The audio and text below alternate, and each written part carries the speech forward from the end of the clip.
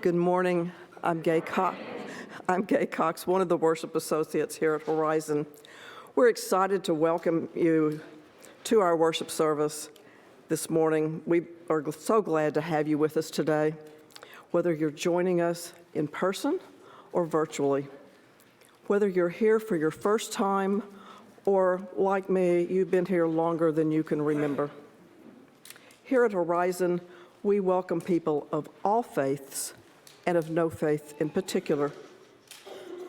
Whoever you are, wherever you are on your journey, you are welcome among us.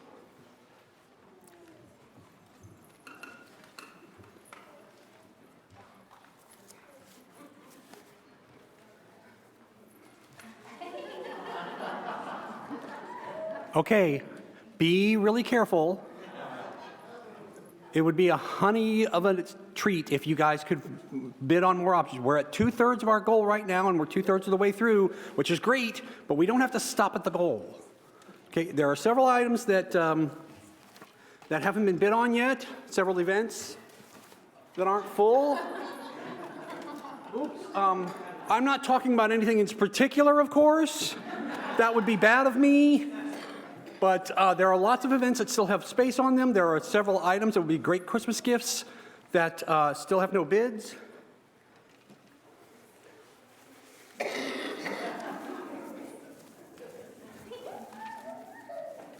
I don't actually have a pun, I just really like this hat. Please bid on the auction. So our call to worship this morning comes from the writings of the Reverend Matthew Johnson, and this is called For 5,000 Years or More. For 5,000 years or more than 15,000 generations, human beings have been invoking spiritual power. My predecessors and yours have gathered together to make sense of their lives and their place in the cosmos. And they have spoken aloud and invited what they conceived as sacred and powerful to be with them. They called upon the spirits of air and earth, fire and water. They called the bear and deer. They asked for the raven to protect them. They pleaded for the heroes of old to slay the monsters of their fears. They sang songs they learned from their grandparents and moved in the appointed ways, or in ways that were new but felt like the right thing to do. And they imputed power to these spirits and to the memories of those heroes. They called them gods. And they were invoked, Vishnu and Kali, Elohim, Odin, and 100 million others. Every group of people everywhere. They gathered to make sense of their lives and to make sense of their place in the cosmos. And they called these spirits to be present to them. And so do we. So do we. We gather this morning to make sense of ourselves and this universe in which we live as best we are able. And we call ourselves to worship together, and we invoke the power and wonder of life itself, that to which all those spirits of animals and memories of heroes pointed the way. We invoke that power, which is, we know, always around, always with us, but which we sometimes forget about. We forget that we are part of the whole of creation. We forget that we are stardust. We forget that we are capable of miracles, first among them that we can love. We forget these things, so we invoke the power of existence so that we can remember. So we can lift our eyes and open our ears to the true and the beautiful. For 5,000 years or more, we have done this. In many tongues, in many ways, we have done this. And so we continue that ancient tradition in our way and in our time. So now let us worship together. We light our chalice this morning with the words of the Reverend Tom Schad. My friends, there is a power at work in the universe. It works through human hands, but was not made by human hands. It is a creative, sustaining, and transforming power, and we can trust that power with our lives. It will sustain us whenever we take a stand on the side of love, whenever we take a stand for peace and justice, whenever we take a risk. Trust in that power. We are held together by that power. We will now say our affirmation. If you please rise, if you are able. Love is the doctrine of our church. The quest for truth is its sacrament, and service is its prayer. To dwell together in peace, to seek knowledge and freedom, to serve humanity in harmony with the earth. Thus do we covenant together. We will now sing the first hymn, hymn 1001 in the Teal book, Breathe.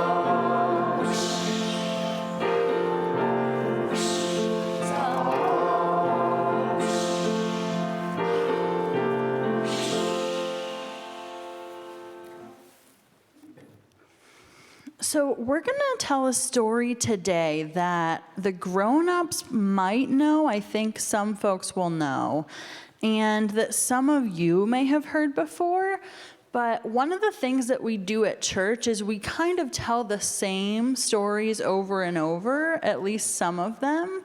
And there's some reasons that we do that. And one of them is because they tell us something about who we are. So our story begins a long time ago in the 1700s in a place called England. And it begins with a man named John Murray. So John was a minister, and for a long time, his life was pretty good. He was married, and he had a child, and he had enough money to pay his bills, and everything was going fine. But as can happen, suddenly his life changed, and his wife became very sick. She died suddenly. He lost his job, and he lost all of his money. And he had to go to a jail because he could not pay all of his bills. It was very sad and very wrong. And so up until this point, this guy is a minister, and he believes in a God that loves everyone and in people loving each other that way. But when all of this bad stuff happened to him, he started to not be sure if he could believe that anymore.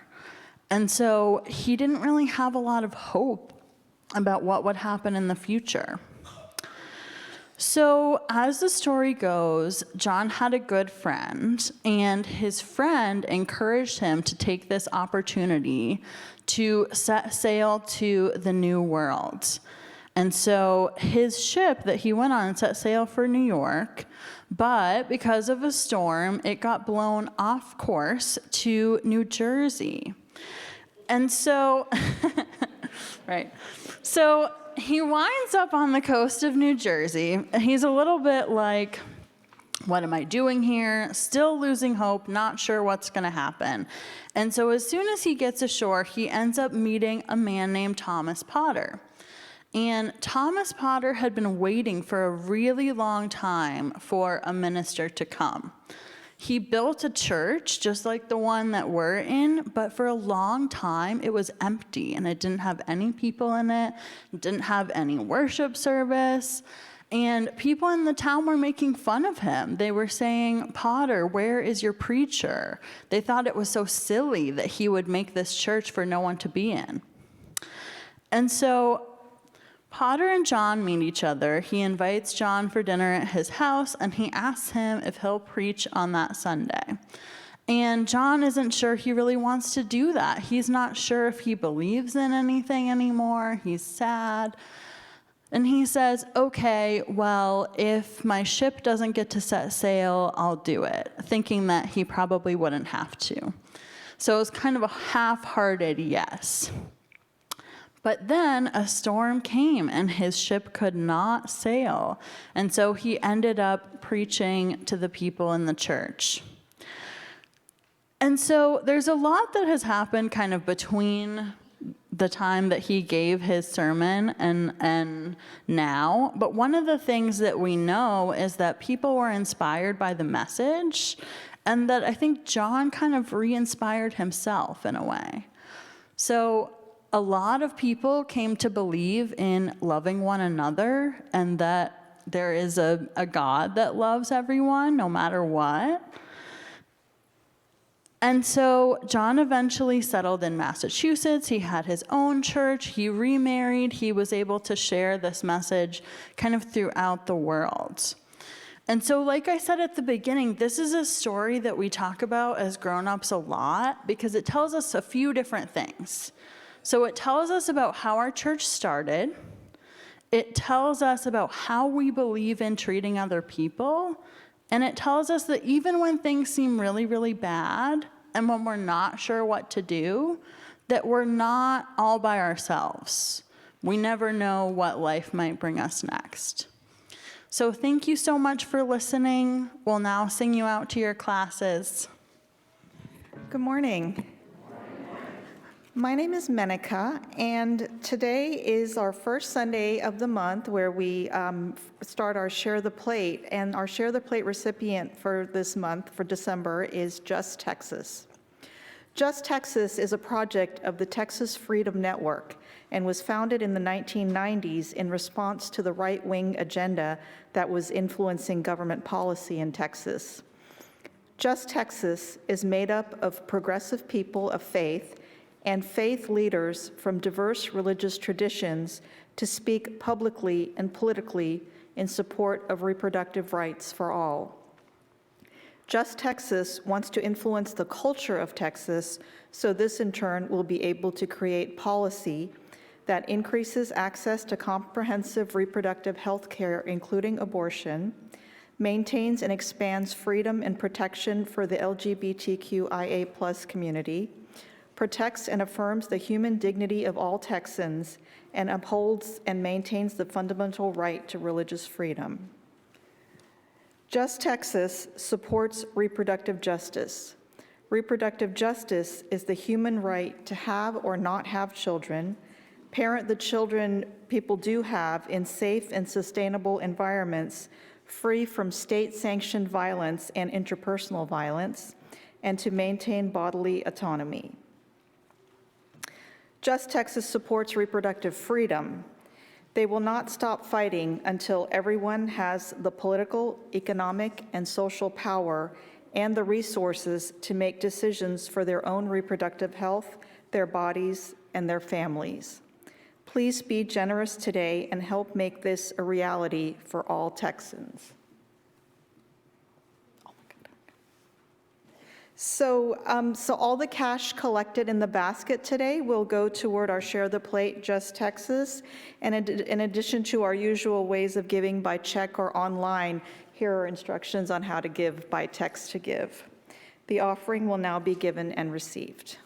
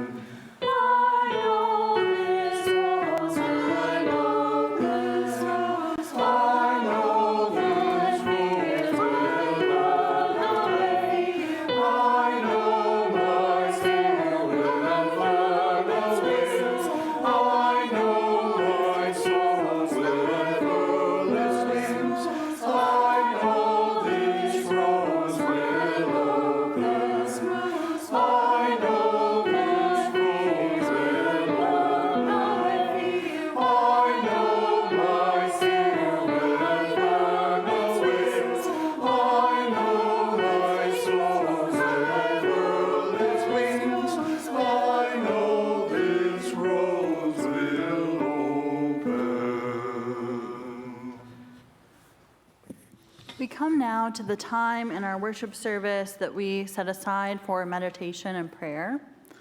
We'll have a time of shared silence. We'll hear the joys and sorrows of our community. We'll hear a spoken prayer, and then we'll join in singing our responsive hymn, Spirit of Life. I invite you to join me now in a time of silence.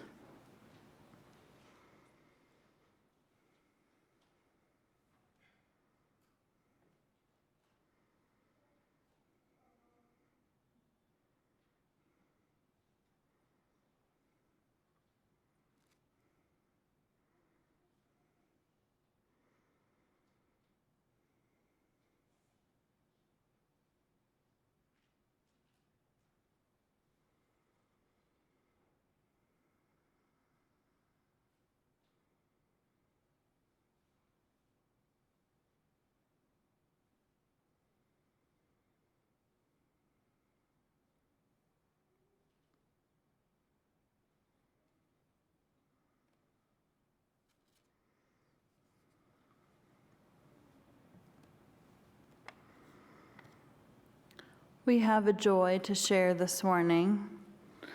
We celebrate with the Kroenke family, joy that Isa turned 2 last week, and today is her birthday party.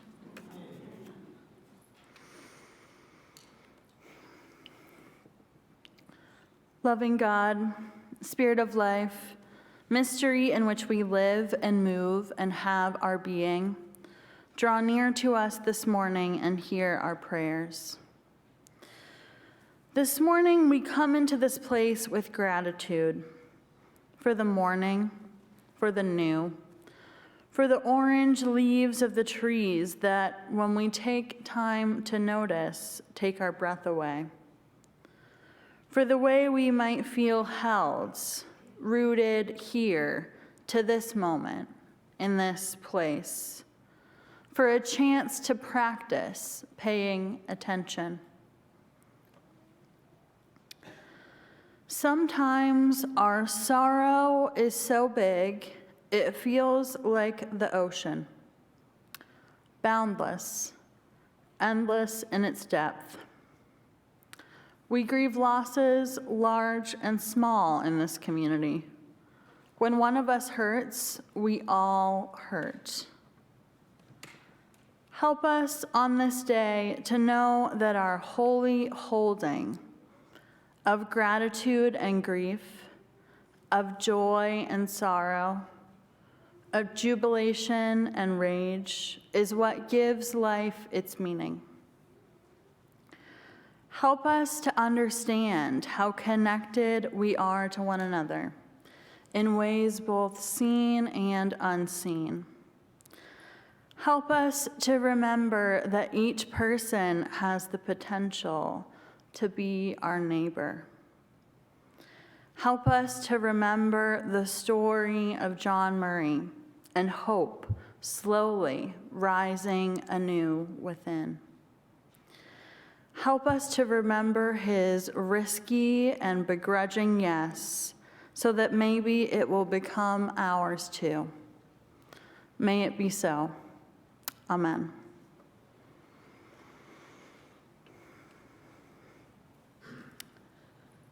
So our second reading today comes from the writings of the Reverend Howard Thurman, who we'll talk about more in just a minute.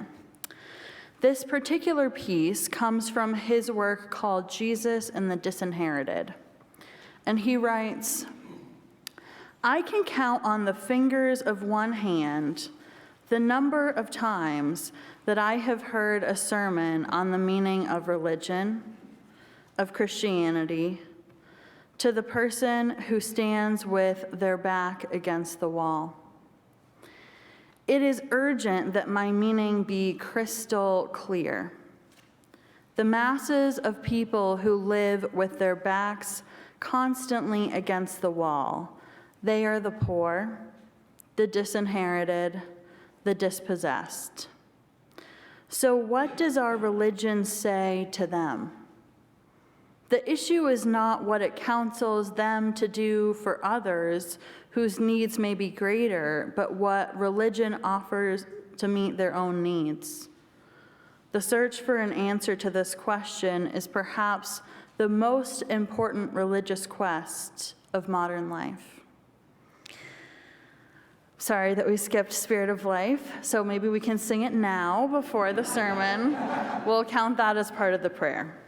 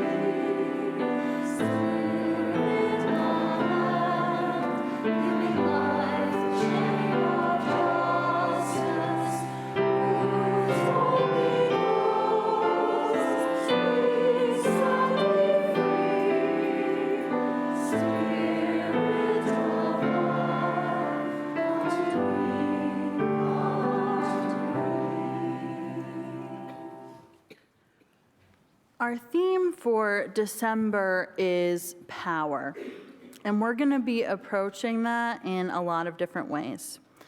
So we'll talk some about Advent about the act of preparing oneself for something, not always knowing what that something might be. We'll talk about Hanukkah, about having faith in things unseen, about miracles. We'll talk about Christmas and the message of justice that Jesus told about throughout his life. We'll talk about the solstice, the beauty of the interplay between darkness and light that gives this season some of its magic. Each of these things is like one side of a stone, multifaceted, always turning, always changing, each one of these giving the season some of its beauty. But our natural inclination when thinking about power, I think, is to think about it as something we either have or don't have, or that some people have and others don't. Which brings us, in a roundabout way, to Howard Thurman, whose writings from many years ago have inspired mine this morning. Thurman has been a source of inspiration to me for many years, ever since reading this one passage in his spiritual autobiography. He writes, "The night has been my companion all my life. The ocean and the river befriended me when I was a child. During those days, the beach in Daytona was not segregated as it would later become. And often when the tide was low, more than a mile of packed sand lay where the races were run. Here I found alone a special benediction. The ocean and the night together surrounded my little life with a reassurance that could not be affronted by the behavior of human beings. The ocean at night gave me a sense of timelessness, of existing beyond the reach of the ebb and flow of circumstances. Death would be a minor thing, I felt, in the sweep of that natural embrace. I felt rooted in life, in nature, in existence." So that sense of wonder, of rootedness, of connection, of natural embrace is one of the closest explanations I have felt to my own sense of the divine that I know by many names. And so I've always kind of felt a kinship with Howard Thurman throughout my development. Howard Thurman was born in 1899 in Florida, in Daytona Beach, like we heard about. And he spent most of his childhood there, where his family lived in a place called Waycross, which was one of Daytona's 3 all-Black communities. And he was profoundly influenced by his maternal grandmother, Nancy Ambrose, who had been enslaved on a plantation in Florida. Nancy and Thurman's mother, Alice, were members of Mount Bethel Baptist Church in Waycross, and they were women of deep faith. Thurman is also known as a mystic and an activist and an advisor to leaders in the civil rights movement. He founded something called the Fellowship Church in San Francisco, where he served alongside a minister, Alfred Fisk. They were trying to form an integrated congregation, and their first meeting was held at the UU Church in San Francisco. So he's kind of our spiritual kin. He always wanted to draw the circle wide, to expand the parameters of welcome and of direct religious experience. So he writes about his time at All Peoples as having lots of different ways to worship, with art and dance and music and also preaching and teaching. It's very, very interesting. But Thurman is also one of the first writers I know of who is focused on drawing this particular distinction that we've talked about before between the religion of Christianity and the religion of Jesus, asserting that they're not the same thing. So like we heard earlier, Thurman talks about that Christianity doesn't always speak to the person that he says with their backs against the wall. with folks who are what he calls dispossessed, disinherited. He thinks that religion must speak to those folks, and it shouldn't say what they should do for others, but what it can do for them. That this is one of the most important questions in modern life. So in seminary, when we studied Thurman and his writings, I remember my teacher and my classmates being really captivated by this idea of the distinction that Thurman talks about, especially because many of them had been raised in Christian contexts, but I had not, and so I wasn't giving it quite as much thought as they had. But over the last 4 to 5 years, that idea has continued to mean a great deal to me, has become more powerful, especially as someone with roots in this part of the country. They've been scary times with more need than ever for that resounding message of love for one another, and maybe fewer people living that message than we'd really like. We can think, too, about Thurman's context as scary times. He came of age in the era of lynching, of Jim Crow, of terror. We talked about his grandmother, one of his earliest spiritual guides, having been enslaved on a plantation in Florida, and how he experienced discrimination and racism throughout his life. Feminist and womanist theology has long taught that we are all coming from a place, and that naming that place helps us to understand one another. So all of this is the place that Thurman is coming from.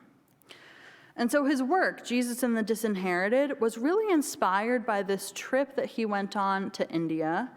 He was on a 6-month speaking tour sponsored by the YMCA, at a time when India struggled for independence from British colonialism. And after one of his talks, a young Indian man, a lawyer, came up to talk with him. And he said this. He said, "What are you doing over here? I know what the newspapers are saying about a pilgrimage of friendship and the rest, but that's not my question. What are you doing over here? More than 300 years ago, your forefathers were taken from the west coast of Africa as slaves. The people who dealt in this traffic were Christians. The men who brought the slaves were Christians. Christian ministers, quoting the Christian apostle Paul, gave the sanction of religion to the system of slavery. During all the periods since then, you have lived in a Christian nation in which you are segregated and burned. And even in the church, I understand there is segregation. I am a Hindu. I do not understand. Here you are in my country, standing deep within the Christian faith and tradition. I do not wish to seem rude to you, but sir, I think you are a traitor to all the darker peoples of the earth. I am wondering what you, an intelligent man, can say in defense of your position." And so this conversation with this young man became one of those times when someone asks you a question you've never really thought about before. And the way I see it in those moments, we have 2 choices. We can either be defensive and pretend we have all the answers, or we can admit we don't and be curious. And so this interaction was a defining moment in Thurman's career. It kind of put him off balance, causing him to really question, really think deeply about his purpose. And his book, Jesus and the Disinherited, is his response. And so Thurman explains that we can see Jesus as part of what he calls the disinherited, as someone who wasn't a citizen, as someone who was living under a really violent and oppressive government. And I'm also looking at Jesus as teacher, Jesus as minister. And his whole ministry, his life, his death, took place really with his back against the wall too. So according to Thurman, Jesus began with this really simple idea that I think we all know well. And he says, every person is potentially every other person's neighbor. So every person could be your neighbor. And that neighborliness is non-spatial. It's qualitative. A person must love their neighbor directly, clearly, with no barriers in between. So it is in this spirit, Thurman says, that the disinherited can draw courage, can know that fear and hypocrisy and hatred don't have power over them. So shifting direction a little bit, this time of the year, where many holidays can kind of converge at once and create so many opportunities to celebrate, it's about chance in a lot of ways. Because these old stories, the ones we need to tell again and again, they're striking because they tell about a shift in expectation, where power moves from the ones who've always had it to the ones who need it. It gives us an opportunity to pause and reflect on the state of the world, what has taken place over the past year, and what we'd like to see change. And I think the power in this season is about that chance for change. The Jesus story is just one metaphor that we'll use for the fact that every new life that comes into the world deserves love and celebration, and that there's always a chance to live differently in a world that presses our backs sometimes against the wall. The thing about Jesus that we said before, and we'll probably need to say again, is that his message was and is not unique. Most of us, as Unitarian Universalists, believe that Jesus was not divine, but a human man who was a great teacher, like other teachers, like the Buddha, like Muhammad, like the prophets and other traditions. And at the core is this same message of respect and love for one another, treating each other with care, making sure we all have enough, creating a more just world. Cornel West has famously said, and I love this quote forever, "Justice is what love looks like in public." But these ideas, they always need to be born again into the world, again and again, every single year, because it is so easy to forget, to get caught up in what's right in front of us. So in the reading that Gay shared with us earlier about Advent, we were kind of pushed to begin preparing. And I suspect that those of us here in this community are taking a different path this season. But I am forever intrigued by the idea of the arrival of something and our role, our active participation in helping that thing be born. Not Christ necessarily, but the continued hope that we might love more deeply, that our world might become a place where justice reigns. So for me, this time of year is serious business. The idea that power comes in the form of a baby, comes in the form of those among us who are most helpless, who are dependent on the love and care of others just to survive. It's a kind of poetic justice that for me outlasts any literal belief in the story. It's a forever reminder that we need one another to survive. And if we are to be a justice-making people, we need only to look around us for those in need of care. And though it comes every year, power in the form of the powerless, this idea is always needing to be born into the world, with us faithful people helping to guide it. Though the words of the story may be worn and familiar, we always need to be reminded. And so now, I think, the idea of folks with their back against the wall, that group is expanding. That group could be any of us. People face eviction, struggle with finances, with injustice, with less access to basic rights, to health care. People are incarcerated for things that make no sense. So we'll remind ourselves again, as a non-citizen living under a violent and oppressive regime, Jesus' life, ministry, and death happened as one with his back against the wall.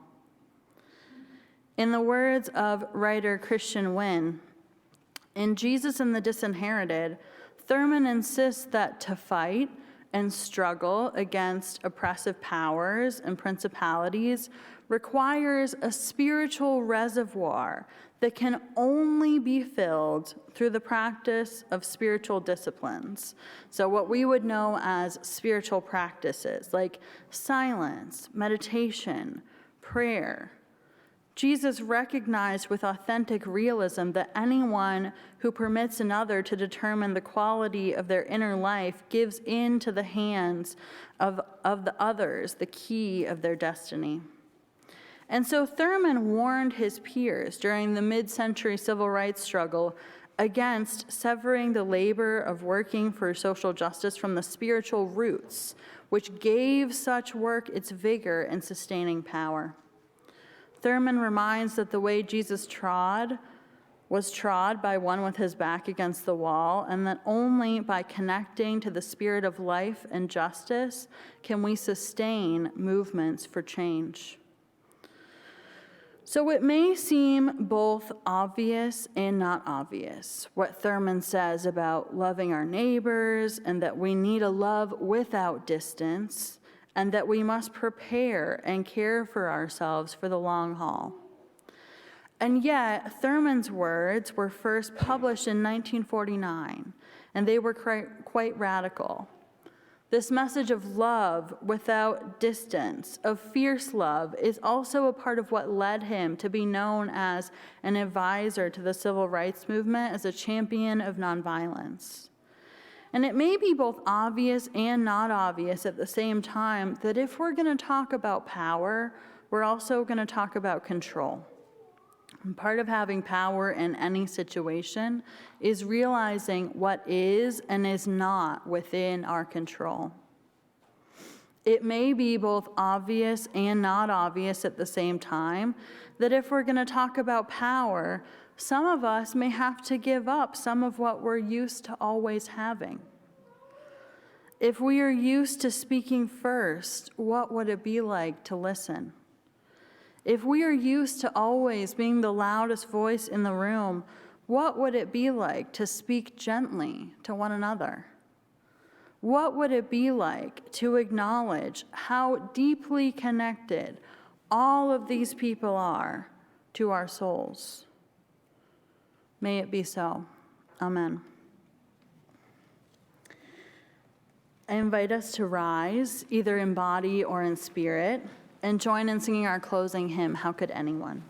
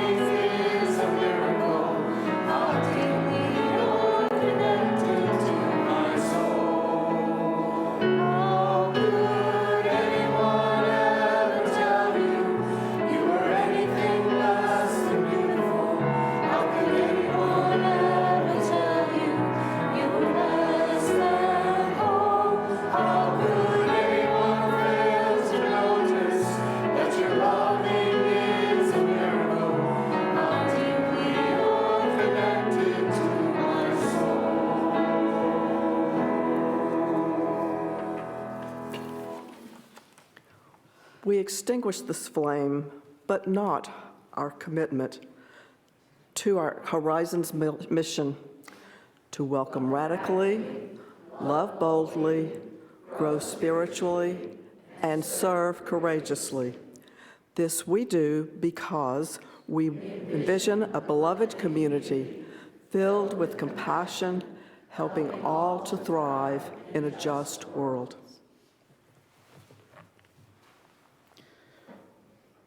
So folks, I invite you now, if you're comfortable, to join hands. Okay.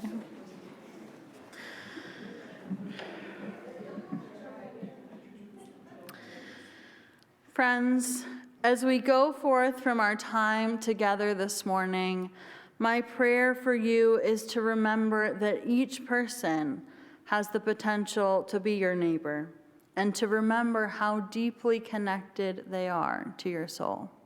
Go in peace.